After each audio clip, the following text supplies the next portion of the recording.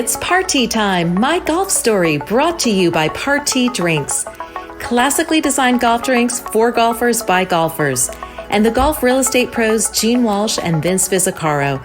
For your Southwest Florida real estate needs, check them out at suncoastdreams.com. Now here's your host, Kevin Walsh.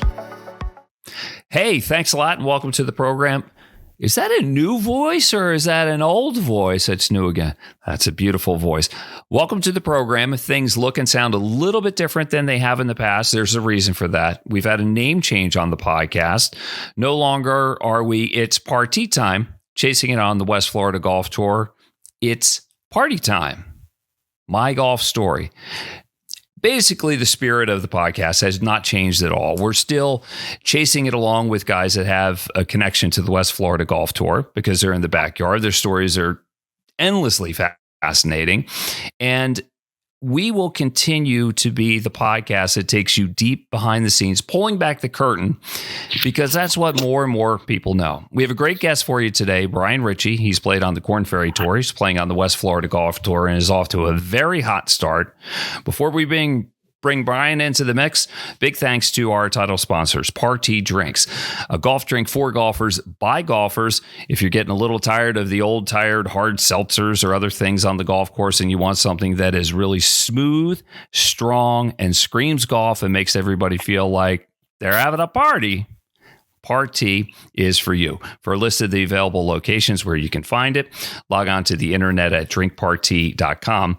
And if one of your dreams is to own a home on a golf course or in a golf resort, or if you already live in a place like that and you're looking to sell the home, the real estate team of Vince Visicaro and Gene Walsh, nobody better than that. suncoastdreams.com, or you can check them out at 941-220-4000. All right, so that's the housekeeping stuff. Time to bring in our guest, Brian Richey. Brian, hey, it's great to have you on the program. I know you've got a ton of stories, and once we get you rolling, who knows what's going to happen, but that's the good thing, and that's the whole purpose of the podcast. How you doing, man? I'm doing great. How about you? Thanks for having me on. I'm doing pretty good myself. You did not play in practice today. That was a smart move because I was on the golf course today. It was steady 20 to 25 mile an hour winds, 3-club win. You picked a good day to take a little bit of a rest. But where are you joining us from? Winter Park, Florida. All right. And you're in a little bit of transition. You're making a move. What's going on in life? Yes. My wife over the summer got a new job in Tampa. So we're going to be moving over to the Tampa area in the next few months. So we're kind of in transition right now. Got a place all set up where you can continue the practicing and chasing the dream over there? Yes. So I'll kind of probably split some time between TPC Tampa Bay. And then I'm still a member at the club in Lakeland where we played in college at Lone Palm Golf Club. So kind of we'll be living kind of about halfway between both. So won't be around the corner from either one, but be closer, close enough to get over there to each one each day. Well, you're off to a real hot start on the West Florida Golf Tour. 3 starts at the time of this recording, and we're recording on January 9th, so people know. You have a win. You lost in the playoffs, so tied for second and tied for 17th. What's working?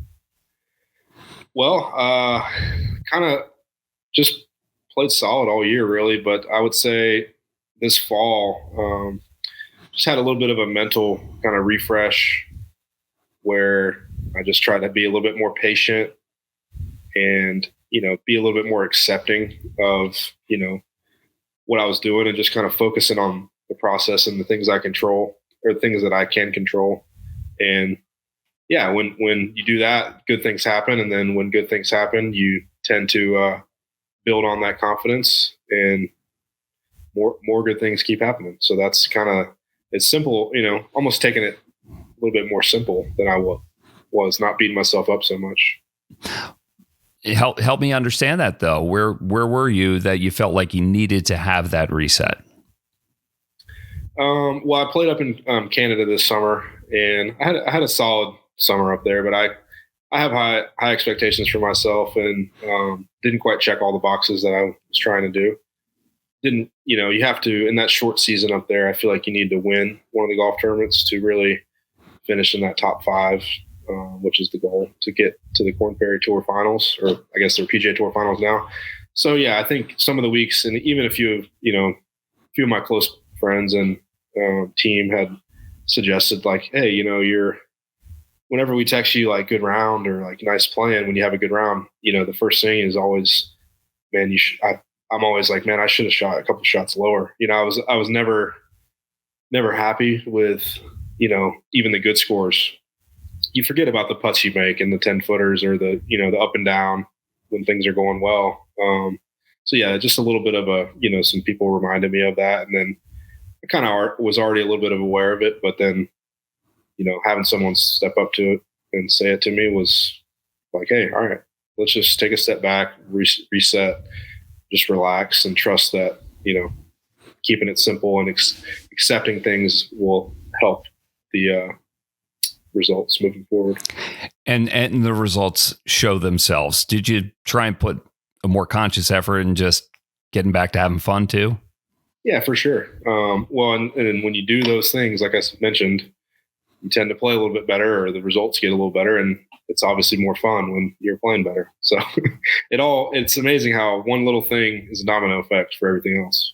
Yeah, no doubt about it. Hey, take me back to the beginning of the journey. Where did you grow up, and how do you think that influenced your life as a person and as a golfer? I grew up in Lakeland, Florida. Was born and raised there. Went to Lakeland High School. Went to Florida Southern College, which was also in Lakeland. Both my high school and my college they're within a half mile of each other. But yeah, Lakeland was a great place to grow up. It's a very sports rich town.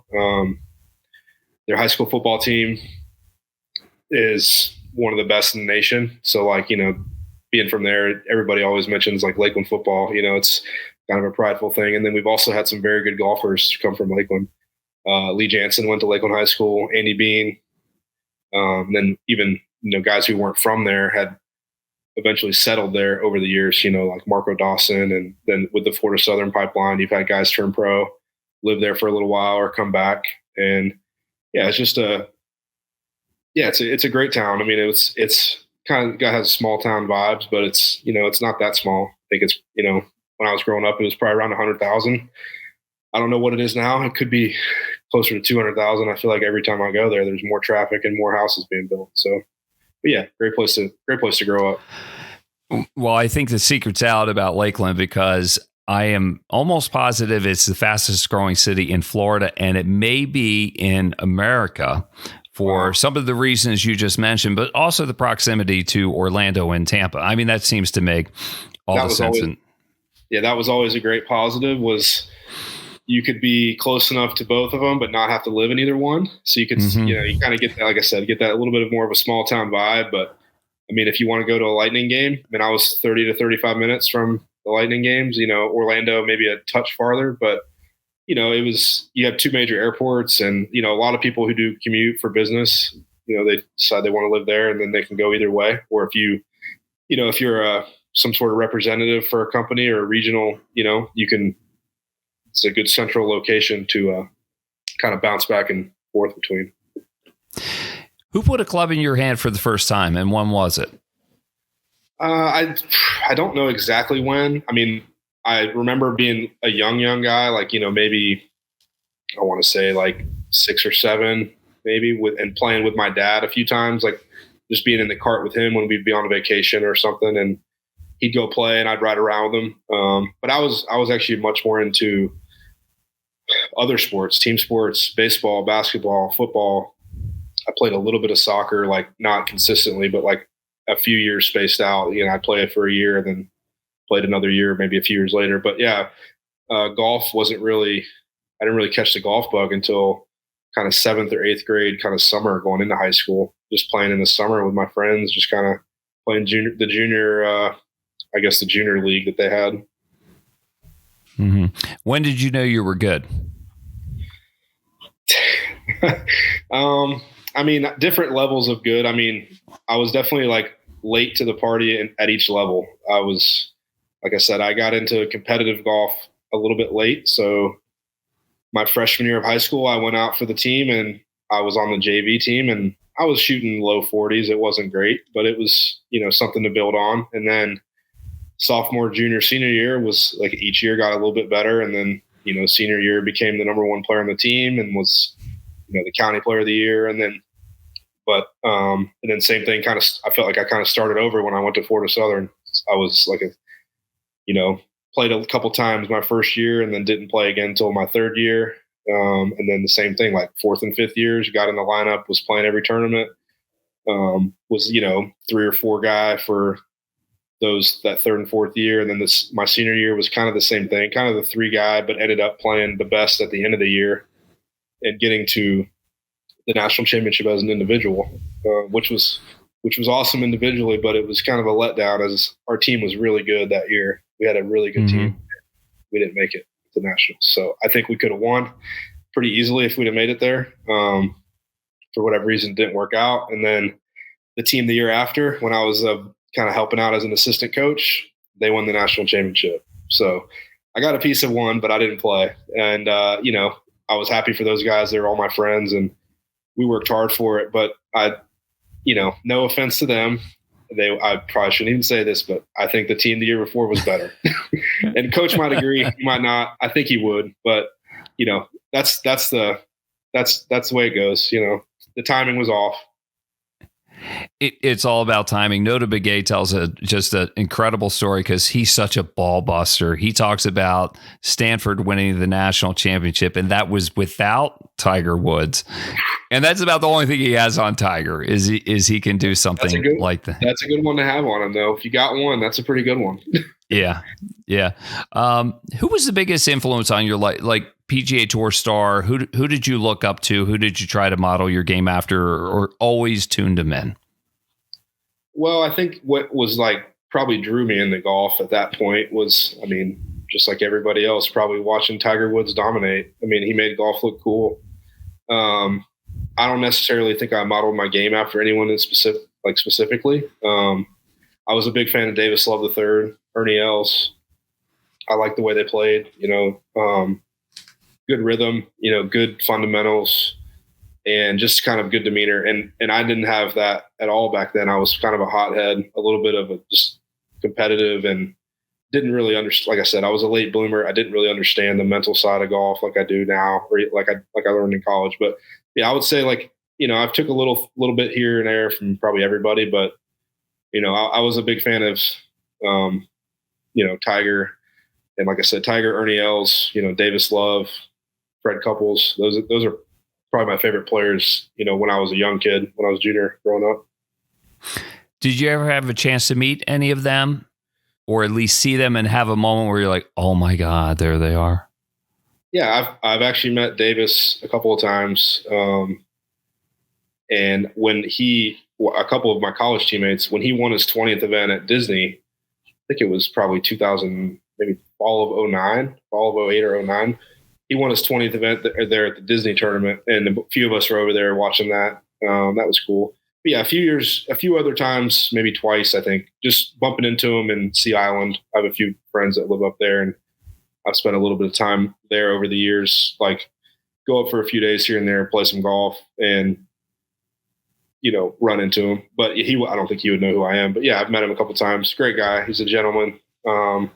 Tiger, I've gotten his autograph a couple of times when I was young. But I'd say the coolest thing. Wait a minute. What was that like? All right, tell me about getting the autograph, and then I interrupted you. Something cool. Continue. My bad. It's okay. It was the same time, so it was same thing with the Disney tournament. I think must have been an 8th grader or 9th grader, and I went with a group. I don't know if it was my golf team or maybe one of my clubs in high school, like one of the extracurricular clubs. We went over to a clinic that Tiger was putting on at Disney. There, it wasn't many people. It was maybe a couple hundred people, mostly kids, juniors. And he came in from the back range in an SUV, coming straight down the middle, and gets out and does this. It felt like 2 hours. It probably wasn't. It was probably 30 minutes, but it felt like a 2-hour clinic where he just demonstrated. He went through the bag, shaping shots, hitting it high, low. What was your reaction when you were seeing that? Were you like, Oh my God. He looked like a machine. It didn't seem like real. He didn't miss one shot. The swing looked perfect. The tempo, the fundamentals, the sound of the ball, and he looked like the greatest thing ever. Like there was no flaws. And that was, like I said, that was probably 2000. I was in 99, 2000, sometime around there. I was like an 8th or 9th grader, so it would have been, right in his peak of when he was just the best ever. And so I think he signed a little bit that day. A couple of us got his autograph, just like on a program. And then what was awesome was the finale of the clinic. There was a camera tower that was out there. They said it was like 310 yards out, and it was like 30 feet high. And he finished he's like, I'm going to hit a driver, and I'm going to hit that camera tower out there. And he took one swing, and it went right over top of it, and it missed. And then he's like, oh, sorry guys, let me try again. And he hit the next one, and he hit the tower in the air, 300 yards, 30 feet up in the air. Took him 2 tries, and he hit the tower with a driver. I mean, you could sit there all day and hit perfect drives and miss it by 5 yards. I mean, that's still a great drive. But the fact that he hit it on command in front of those people, like, incredible.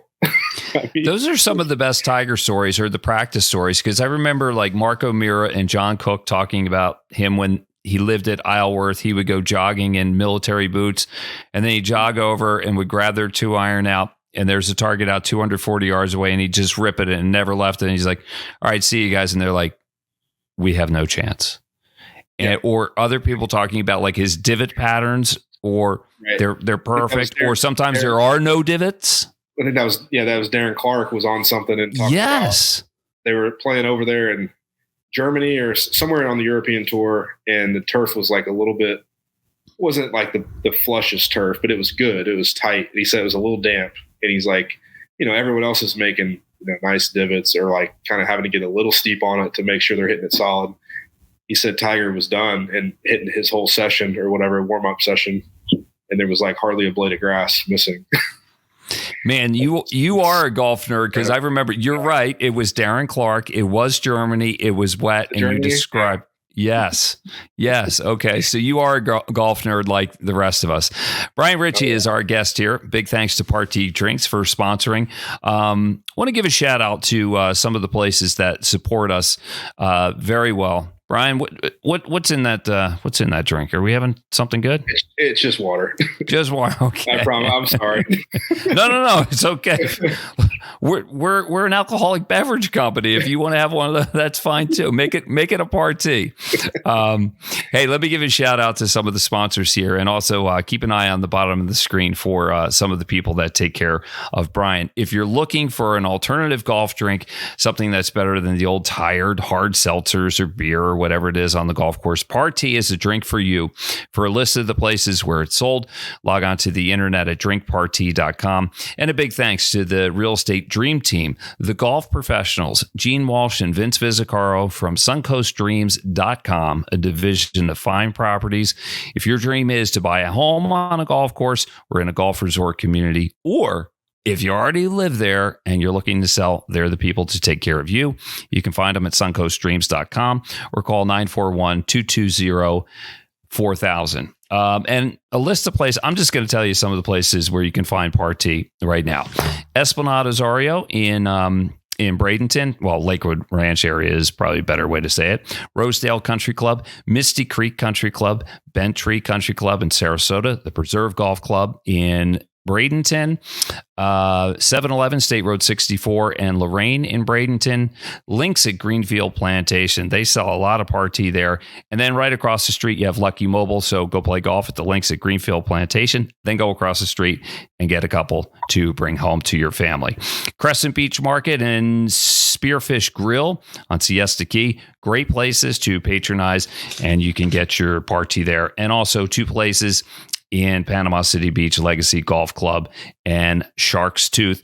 And one other place, right in Sarasota, best burger in town, no question about it. New Pass Grill and Bait Shop. That's on the way to Longbow Key. All right, so got to give a little love to the sponsors. You know how that goes, Brian. You've had sponsors, people that have taken good care of you in the past. Tell me where you are right now. Don't have status on the Korn Ferry Tour. Doing a great job on the West Florida Golf Tour. The dream still is the PGA Tour. Is that right? Correct. Yeah. Currently you have PGA Tour America status for this coming year, which came from my Canada season. So have a little bit of status, but yes, no Korn Ferry. Mm-hmm. Tell me about how difficult is it? Everybody that I've had come on, they say, if you don't know what you're getting into with pro golf, you're going to get quite a wake-up call once it's there. Do you remember your first pro tournament and just the struggle and realizing how good the guys are everywhere? Yes. My first pro tournament, it was at Kissimmee Bay Golf Club in Kissimmee, Florida. It was a little 2-day event right next to this airport. And we showed up. There was a bunch of players. It was a small entry fee, and I think I played okay. I think I shot a couple under, 2-3 under for 2 rounds. Pretty easy golf course, but it was a muni. It wasn't in good shape. I think I cashed a check for like $138, I think was what I got back. So didn't cover my expenses. Let's just say that. How do you fund it now? Is it all prize money? Do you have some sponsors that are helping out? How do you keep the dream going? Yeah, right now, I'm kind of just funding myself on prize money, and here and there I can have a few people that will help me some. But it's the last few years has been a little bit tougher.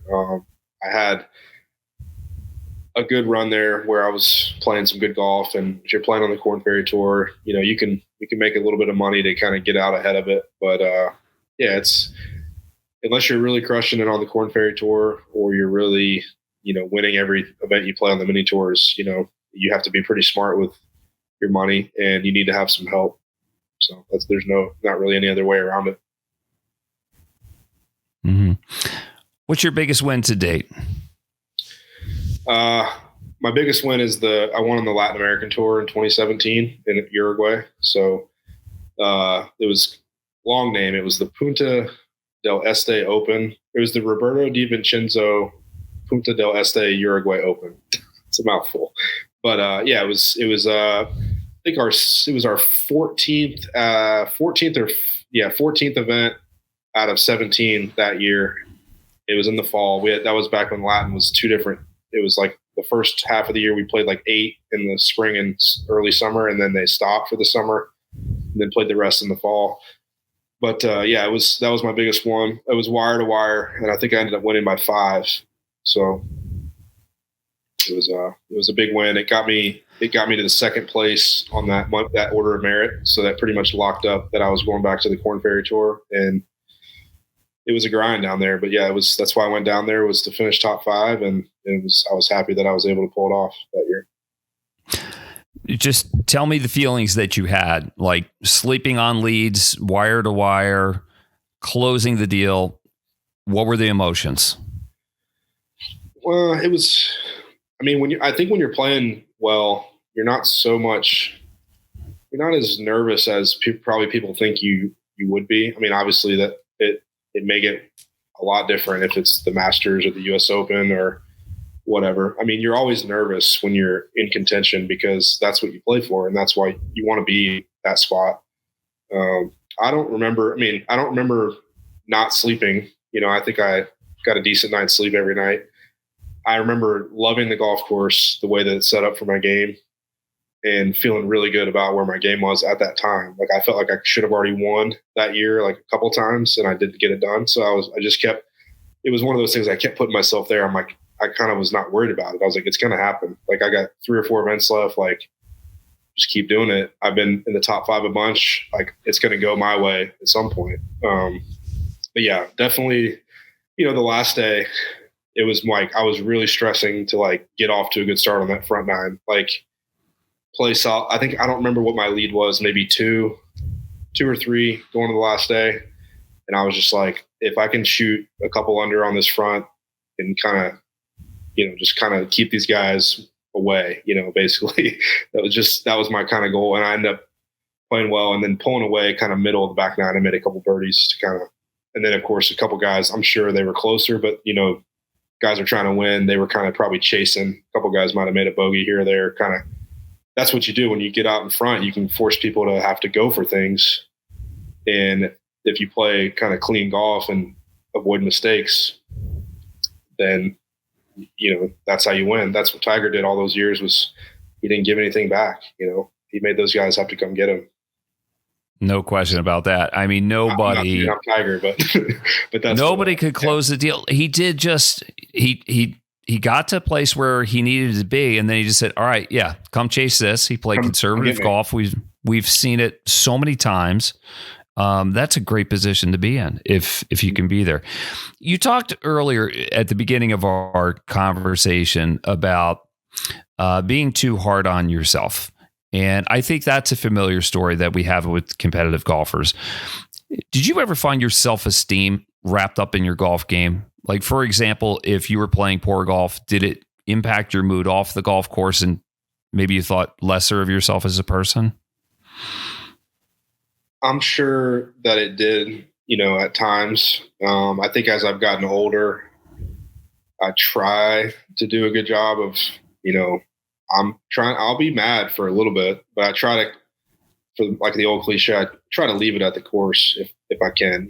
Sometimes we're not perfect. I'm sure that I was, bringing it away or, being a little bit down on myself here and there. But yeah, I think as I've gotten older, when you have the right mindset and things don't go your way, it's much easier to handle.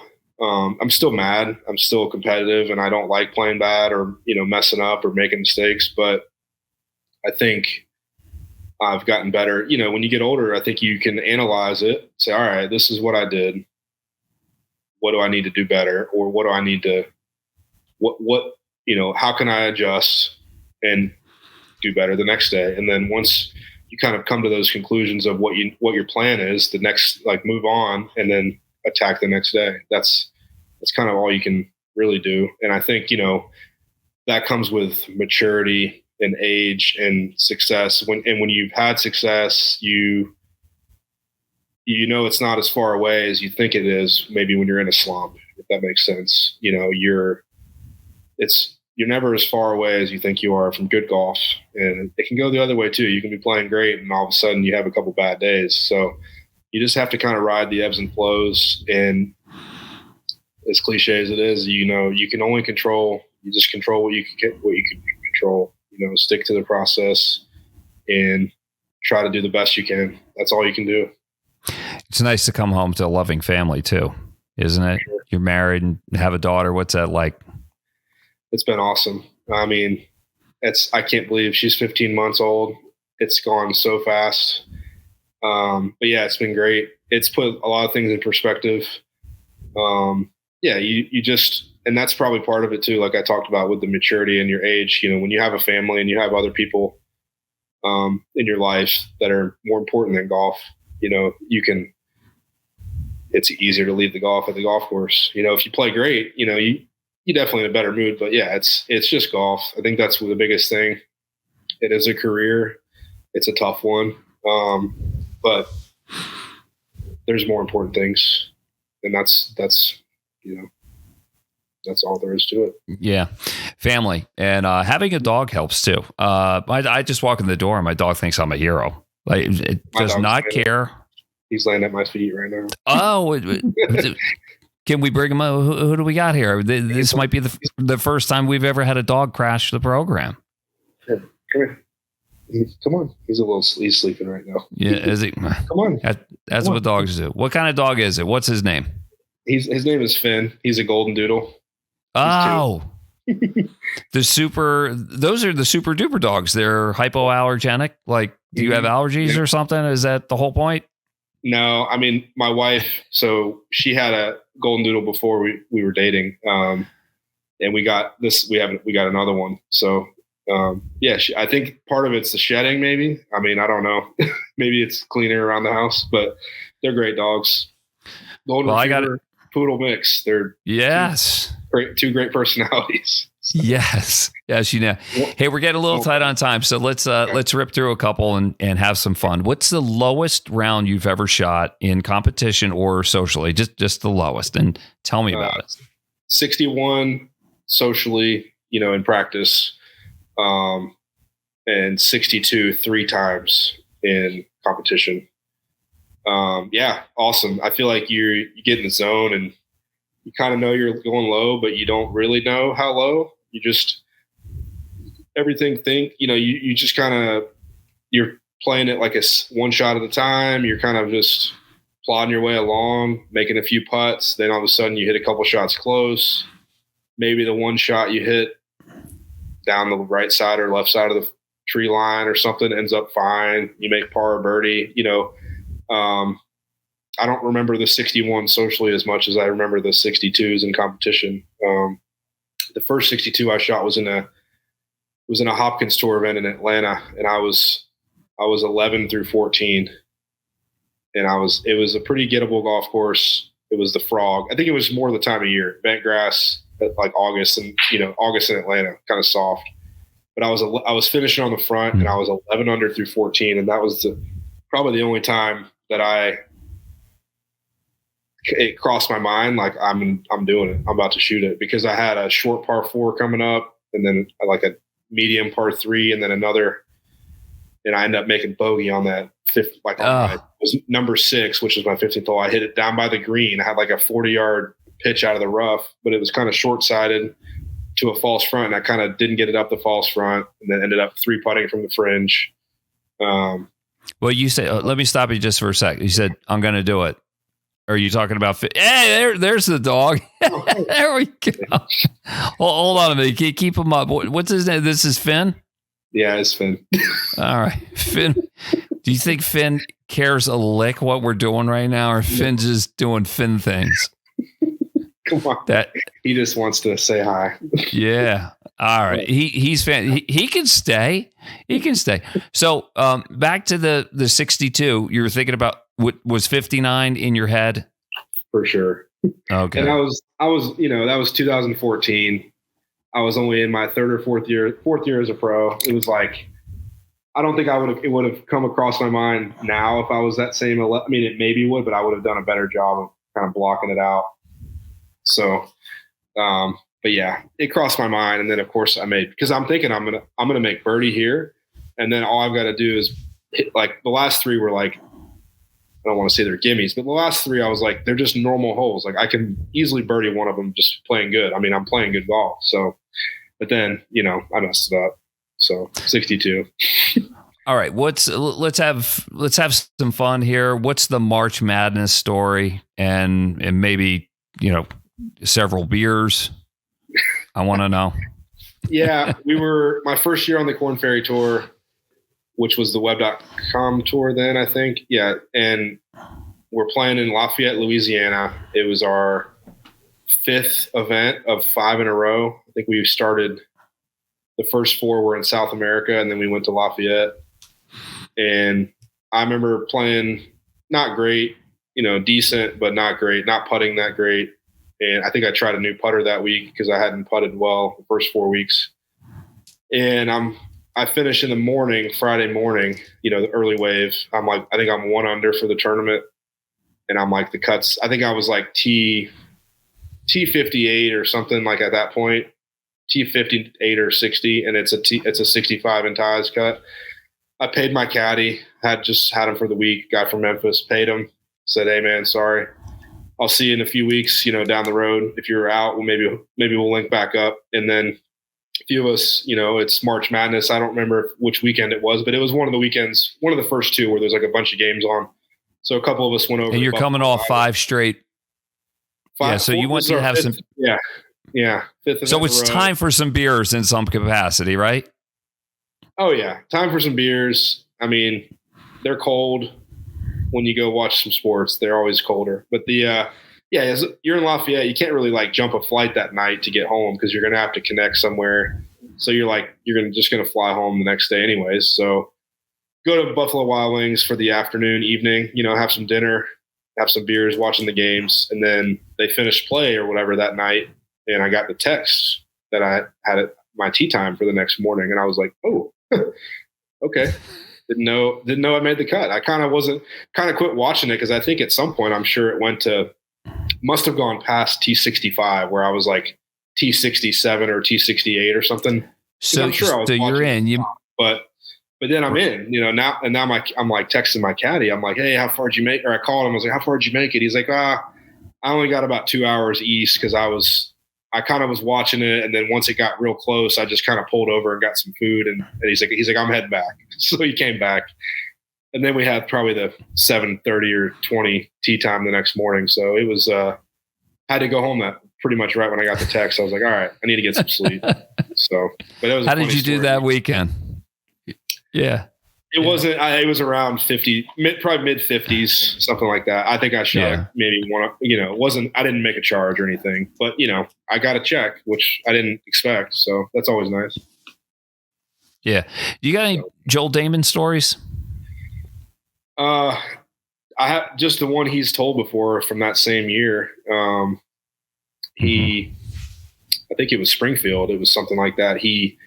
Similar deal, finished in the morning and went and had fun at this par 3 course, drinking and stuff with his caddy and hanging out with a bunch of buddies. And then same thing. And that's in the summertime. So it doesn't get dark till 8:30 or 9. So, you won't get your text for your tee time till maybe sometimes after 9, if everybody's like cramming in to finish before dark. So yeah, he got his text, and I'm sure he was in much worse shape than I was. I mean, I was feeling pretty good, but I wasn't probably quite where he was. And then I think he topped 5 that week too, which helped him get his card that year. So when we saw him on Full Swing, the documentary behind the scenes of the PGA Tour, and he was sectional qualifying for the US Open, and after his first 18 holes, he had a couple White Claws. Like, that is a surprise to nobody, and certainly not to you. No, not really. I mean, I don't know if he would ever, do that in a regular tournament during the round. I wouldn't think so. It's a US Open. You're kind of out of it. It's a 36 holes. He's probably thinking if he doesn't play good on the first 9 of the afternoon that he's going to hit the road anyways. So, why not? And it's probably wherever he was. I mean, everywhere. It doesn't matter if you're in Florida or the Northeast or Midwest. I mean, it's hot. It's always the first or second week of June, and it's hot everywhere. So you're struggling. That 36 hole day it's the longest day in golf for a reason. It is. They call it that. And you know what? It worked because he qualified. He played great this second 18, got in, and then he was in contention. He almost won. And then he was in contention at Brookline. Yep. I know. It's crazy how things can change like that, He's a beauty. All right, Brian, as we wrap it up here, are you in it for life? How long will you chase the dream? I know there have been ups and downs. And let me just hear in your words. Yeah, this is probably the last couple of years are the first time that I've had to really think about it. I mean, it's a hard deal. You get older, you think you should have made it already. And, when I started, I probably told myself, I'll give myself several years, till I'm 40 or something. And then as you play, I think that you change your mindset to more of as long as I feel like I can continue to improve and I am improving, then you have to keep playing. That's kind of where I'm at. But it's I don't want to say that I am done if I don't do this or that. I try not to think that way. I mean, it's a tough deal. You have to, if you're in this, you can't have a plan B, but when you have a wife and a family, you got to think about them as well. So, I'm not really sure, how long. I mean, I know that I'm good enough. I know that I can play at that level. And this is probably the first time the last few years that I've played consistently enough where if I could get out there, I know that I could stay out there. Before I knew I was good enough, but I was like, I needed the consistency behind it. And now I think it's there. So yeah, I mean, maybe have me back on in a year from now and I can answer that question a little bit better. But that sounds good. That's about as good as I can answer it. it just sounds like you have the maturity, you have the perspective, and maybe this is the perfect storm all coming together for you at the time you need it most. I certainly hope that's the case. Brian, I really appreciate your time. I wish you nothing but the best. And I say that to all my guests, but let's keep in touch, keep the good golf rolling on the West Florida Golf Tour, or if you get elevated to somewhere else, then come back. You always got a place here. All right? For sure. I appreciate it. Thanks for having me on. Enjoyed it. All right. Thanks a lot. Hey, just stand by as I take care of some housekeeping here. Hey, big thanks to our title sponsor, Party Drinks, and also the real estate golf team of Vince Vizzacaro and Gene Walsh. For a list of the different places where Party is available, log on to our website at drinkparty.com. For Brian Richey, I'm Kevin Walsh. Take care. We'll see you again on the next edition of It's Party Time, My Golf Story.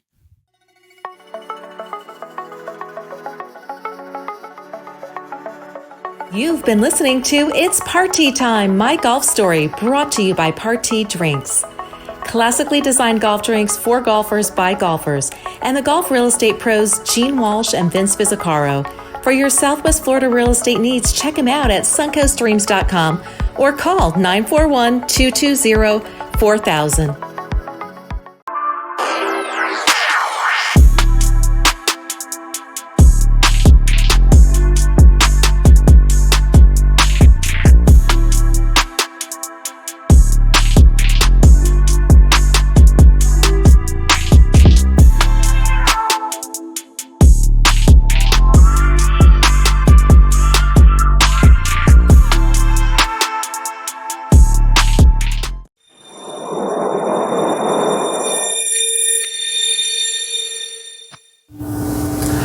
This is Vince Vizzacaro and Gene Walsh with the suncoastdreams.com real estate team at Fine Properties. We've helped hundreds of families find their dream homes in golf and resort communities in Lakewood Ranch, Bradenton, Sarasota, Parrish, Venice, and the surrounding areas. Let us be your guides to finding your dream home here as well. Learn more at suncoastdreams.com or call us at 941-220-4000.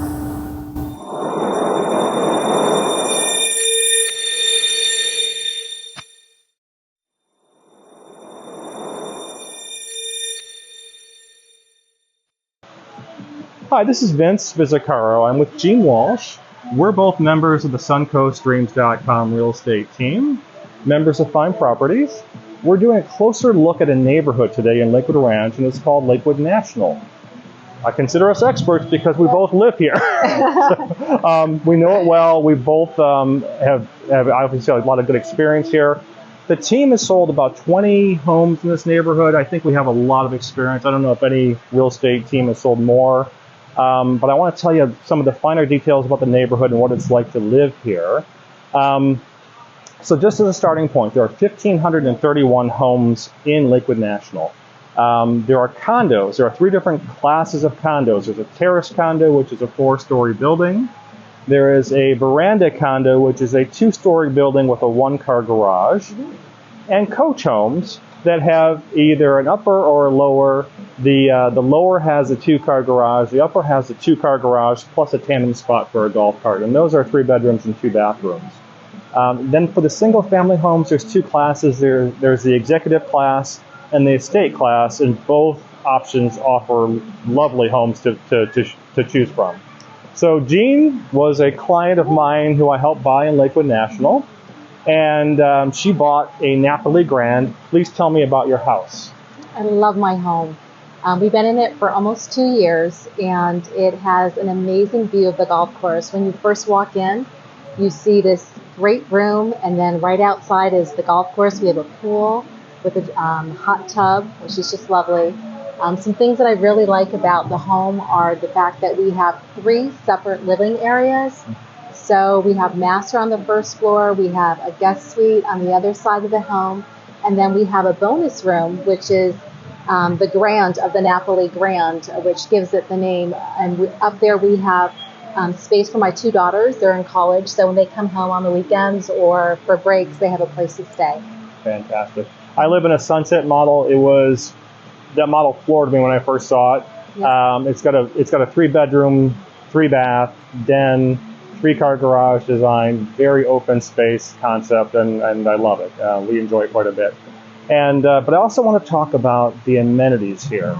That's so amazing. One of the things about Lakewood National that sets it apart from most neighborhoods in Lakewood Ranch are the amenities. We have, first of all, got to talk about golf first. I was going to go into tennis, but golf is kind of a number one thing here. We have the Commander course, which is the number 1 rated course in all of Florida. We also have the Piper course, which is a number 4 rated course in all of Florida. They're both amazing. They're both kept in fantastic shape. Our practice facilities are fantastic. Can't pick a better golf community anywhere, frankly, in my opinion. Then we also have tennis, clay courts. 8 clay courts, a practice court that has a ball machine, which is fantastic. 4 pickleball courts. Pickleball, if you haven't Super played fun. it, you gotta. You gotta. Pickleball is a blast. It's really fun. It's a blast, and it's not quite as much running around as tennis is, so it's a lot more easier to play, I think, in my opinion. There's bocce ball. We have a tiki bar and restaurant. We have a resort-style pool, which you can see in the background here, which is utterly amazing. There's a spa. There's a spa in the inside of the clubhouse too that offers massages, facials, nails done, hair. You name it, they do it. We have an awesome fitness center that I need to start using more, frankly. But also, there's a lot of social things that we do here, too. Why don't you talk about those, too, please? Yes, super fun. So I'm getting ready. On Friday, we're having our holiday gala. And I think we're going to have about, I think they said almost 500 people are going to be attending. Yeah. So it's going to be really fun. It's going to be out here at the pool and the tiki bar. And so that is an annual favorite. Yeah. And then there's so many more events. What I love about the neighborhood is when the children come out for the fun holidays, they decorate their golf carts. So for Halloween, we had a parade, and then when it was time to trick or treat, everybody came out on their driveways and in the neighborhood, and there was just so much spirit and excitement. So that's what I love, and there's lots to do. So we do have an activity director, Rob, so you might see him on YouTube. He's been talking about all the different fun things that he has planned, so it just adds to the whole spirit of the neighborhood, I think. Fantastic. We can't speak highly enough about Lakewood National. Call us to learn more. You can visit us at suncoastdreams.com or call us at 941-220-4000.